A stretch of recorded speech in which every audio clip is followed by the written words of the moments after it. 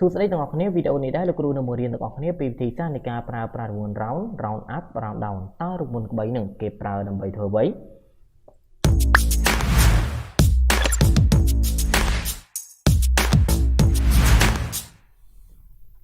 រូបមន្ត round គឺជារូបមន្តដែលគេប្រើដើម្បីបង្គាត់ចំនួន1ទៅជាចំនួននៃខ្ទង់ជាក់លាក់មួយផ្សេងទៀតហើយអ្វីដែលសំខាន់ហ្នឹងគេប្រើរង្វាន់ round ហ្នឹងដើម្បី round down ក៏ដូចជា round up ផងដែរខាងក្រោមនេះគឺជារូបមន្តដែលលោកគ្រូដាក់ឲ្យអ្នកទាំងអស់គ្នាបានឃើញដែរនៅពេលដែលយើងប្រើប្រាស់រង្វាន់ round ក៏ដូចជា round up round down វានឹងចេញមកបែបនេះគេទាមទារដូចជា number, num digit តើវាគឺជាអ្វីវិធីសាស្ត្រនៃការធ្វើឧទាហរណ៍នៅតារាងខាងក្រោមនេះលោកគ្រូមានដូចជា code item មានដូចជា unit price ដែលទាំងអស់ហ្នឹងគឺយើងប្រើដើម្បី round ឬក៏ round up round down នឹងឯងចំពោះលេខដែលលោកគ្រូបាន select នេះណាវិធីសាស្ត្រនៃការធ្វើទាក់ទងទៅនឹងការប្រើប្រាស់រង្វាន់ round ឬក៏ round up round down យើងគ្រាន់តែឈរនៅកន្លែងសំណួរដែលគេសួរយើងស្មើហើយយើងវាយពាក្យថា round មកពេលដែលយើងដាក់រង្វាន់ round រួចហើយគេទាមទារពីយើងឲ្យ number ពាក្យថា number ហ្នឹងមានថាលេខដែលយើងចង់ប្រកួតគឺកន្លែង unit price របស់យើងនេះ select នៅវាមុនមក comma ចំណែកឯ num digit នេះមានថាក្រោយខ្ទង់តើយើងចង់បានប្រមាណខ្ទង់ដែរនៅក្រោយខ្ទង់របស់វានេះណាឧទាហរណ៍នៅកន្លែងដែលលោកគ្រូ select នេះគឺខ្ទង់វាគឺ3ខ្ទង់តើយើងចង់កាត់ខ្ទង់ប្រមាណខ្ទង់ដែលយើងចង់បានថ្មីនេះឧទាហរណ៍លោកគ្រូដាក់0លោកគ្រូអត់ត្រូវការដែលខ្ទង់វាទេណា enter ហើយវានឹងចេញមក2បែបហ្នឹងលោកគ្រូមិនបានចេញ2ចាំណាទាំងអស់គ្នានៅពេលដែលយើងប្រើប្រាស់រង្វាន់ round វាប្រកួតចាប់ពីលេខ5ដល់លេខ9ឧទាហរណ៍នៅពេលដែលយើងកាត់ខ្ទង់3ខាងក្រោយនេះចេញអញ្ចឹងវាស្មើនឹងសល់លេខ5អញ្ចឹងលេខ5នេះវាប្រកួតឡើង1អញ្ចឹងវាឲ្យទៅលេខ1មិនយើងនេះអញ្ចឹងវាឡើង2ឧទាហរណ៍យើងអូសមកខាងក្រោមនេះហើយយើងមើលមកកន្លែងដែលលេខរបស់យើងនេះ1.250នេះឃើញវាប្រកួតឡើងអត់ទេពេលដែលលោកគ្រូយកក្រោយខ្ទង់នឹង0វាចេញមក0ធម្មតាដោយសារកន្លែងដែលយើងកាត់ចោលនេះគឺសល់ត្រឹមលេខ2អញ្ចឹងលេខ2ហ្នឹងយើងអត់ប្រកួតឡើងទេបើចាប់ពីលេខ5ឡើងទៅបានយើងប្រកួតឡើងដូចនៅខាងលើនេះដែលយើងកាត់ខ្ទង់ចោលទៅត្រឹមលេខ5អញ្ចឹងវាប្រកួតឡើង1ឡើង2អញ្ចឹងទៅណាអូខេទីតងខាងនេះវាឡើង1ដែរដោយសារអីដោយសារតែលេខ8ហើយលេខ8អញ្ចឹងលេខ8វាបោះឲ្យលេខ01អញ្ចឹងវាឡើងដល់1អញ្ចឹងវាប្រកួតឡើងហើយគេនៅពេលដែលយើងប្រើប្រាស់ round ហ្នឹងតើណាអូខេខាងក្រោមនេះក៏ដូចគ្នាដែរលេខ5អញ្ចឹងប្រកួតថែម1វាឡើង11នេះលេខ15នេះលេខ5ដែរប្រកួតថែម1ទៀតអញ្ចឹងឡើងលេខ16ឃើញអត់ឧទាហរណ៍កន្លែងទៅនេះលោកគ្រូយកលេខ2វិញចាំមើលណាឧទាហរណ៍លោកគ្រូយកក្រោយខ្ទង់2អញ្ចឹងពេលដែលលោកគ្រូ enter មកវាចេញមកលទ្ធផលបែបនេះអូខេបន្តទៀតយើងអូសមកយើងនឹងឃើញលទ្ធផលហើយណាអូខេលទ្ធផលនឹងចេញមកហើយដោយដែលលោកគ្រូបានបញ្យល់ពីខាងដើមអញ្ចឹងនៅពេលដែលយើងកាត់ខ្ទង់ត្រឹមលេខប្រមាណបើសិនជាលេខហ្នឹងចាប់ពីលេខ5ឡើងទៅអញ្ចឹងវាបោះឲ្យមកដែលលេខបន្ទាប់មួយហើយឧទាហរណ៍នៅកន្លែងលេខជួរទី2នេះកន្លែង pencil នេះណាយើងឃើញ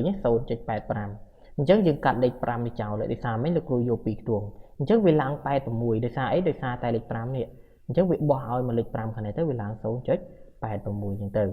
បើសិនជាយើងយក2ខ្ទង់ខាងក្រោមនេះបន្តទៀតអញ្ចឹងខាងក្រោមនេះវាស្មើតែ 1.25 ធម្មតាទេដោយសារតែកន្លែងនេះលេខ0អញ្ចឹងលេខ0វាកាត់ចោលឲ្យស្វ័យប្រវត្តិវាអត់ថែមឲ្យទេបើលេខ5វាថែមឲ្យមកលេខ5នេះមួយទៀតអញ្ចឹងវាឡើង 1.26 តែនេះវាលេខ0អញ្ចឹងវាស្មើនឹង 1.25 ដដែលតើណាអូខេហ្នឹងវិធីសាស្ត្រនៃការប្រើប្រាស់រង្វាន់ round អូខេតោះឥឡូវយើងមកងាកមើលរូបមន្ត round down ក៏ដូចជា round up វិញម្ដងអញ្ចឹង round down យើងស្គាល់ហើយមានថាប្រកួតចុះ round down ណាចំណែក round up ប្រកួតឡើងអញ្ចឹងចាប់ពីលេខ1ដល់លេខ9វាប្រកួតចុះក៏ដូចជាប្រកួតឡើងទាំងអស់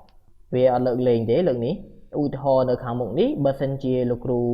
យកក្រោយខ្ទង់0អញ្ចឹងបើសិនជាកន្លែងនេះលេខ5វាឡើងមកខាងនេះ1អញ្ចឹងទៅតែខាងនេះអត់ទេទោះលេខ7លេខ8នៅខាងក្រោយពេលលោកគ្រូកាត់ចោលហ្នឹងក៏វាមិនលើកឲ្យដែរវានៅលេខដដែលឧទាហរណ៍អញ្ចឹងយើងគ្រាន់តែដាក់ស្មើមកហើយយើងវាយរង្វាន់ចូល round បាទ round down ទៅពេលដែលយើងធ្វើទៅតងកន្លែងនេះ number ដូចគ្នាដែរណាយើង select ទៅលើ unit price របស់យើងមកកម្មាបន្តទៀតកន្លែងនេះមានន័យថា num digit ក្រោយខ្ទង់យកបានឧទាហរណ៍លោកគ្រូយក0 enter ពេលដែលយើងយក0មកលទ្ធផលមកចេញ1ចុះមិនឡើង2ដូច round នេះទៅលោកគ្រូដោយសារអីដោយសារតែវាប្រកួតចុះទាំងអស់មិនថាលេខ1មិនថាលេខ7លេខ8លេខ4ទេវាប្រកួតចុះទាំងអស់អញ្ចឹងវាសល់តែលេខ1ទេបើសិនជាយើងយកក្រោយខ្ទង់0ឧទាហរណ៍នៅកន្លែងនេះលោកគ្រូដូរដាក់លេខ2វិញទៅអូខេនៅពេលដែលលោកគ្រូដាក់ក្រោយខ្ទង់2ខ្ទង់អញ្ចឹងវាកាត់2ខ្ទង់ធម្មតាគឺ56ធម្មតាណា 1.56 ធម្មតានិយាយរួមទៅពេលដែលយើងអូសមកនឹងចេញលទ្ធផលដូចគ្នាចឹងឯងកន្លែងនេះ 0.85 ដដែល cái này nó mua trên 25 đợt đây đây xa tại cừu vô pi tuồng cào tuồng từ pi tuồng chứ vì trên thòm đợt thì rounddown nè ok và tập tiếp thì tôi bằng roundup mà ở má dừng vài chỗ ok vài chỗ roundup chừng máu về thì dừng thôi roundup number mình nhớ mình hả unit price cả má cho đó cái này 5 digit mình hả cào tuồng tay vô mà ui thôi là cừu vô pi tuồng về thì dừng vô pi tuồng mà cái này thì về thà roundup bên này làประกวด láo này chẳng về để dân ประกวด láo mình tha lên mũi đó lên buồn tê cứ về ประกวด láo tụi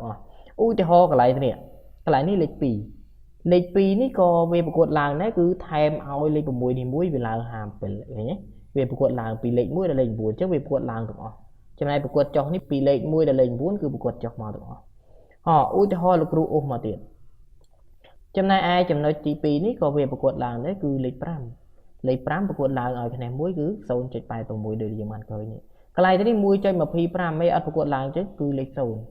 từ cừu này gì mấy pi lên mũi là lên buồn về ประกวด láo tụi nè ok cái này ní có đập chạy 5 pram đợt đấy cái này ní đập pram chạy 5 đợt đấy ok ទាំងអស់គ្នាសង្ឃឹមថាអ្នកទាំងអស់គ្នាយល់ណាអូខេអរគុណច្រើនជួបគ្នានៅវីដេអូក្រោយទៀតណាព័ត៌មានបន្ថែមនៃវគ្គសិក្សាផ្ទាល់និងវគ្គសិក្សាតាមអនឡាញសូមទំនាក់ទំនងមកកាន់លេខទូរស័ព្ទ069 966 356និងមួយខ្សែទៀត098 866 356ឬបងប្អូនអាចចុចទៅលើប៊ូតុង Send Message ដែលមាននៅខាងក្រោមសួរព័ត៌មាននិងចុះឈ្មោះចូលរៀនឥឡូវនេះ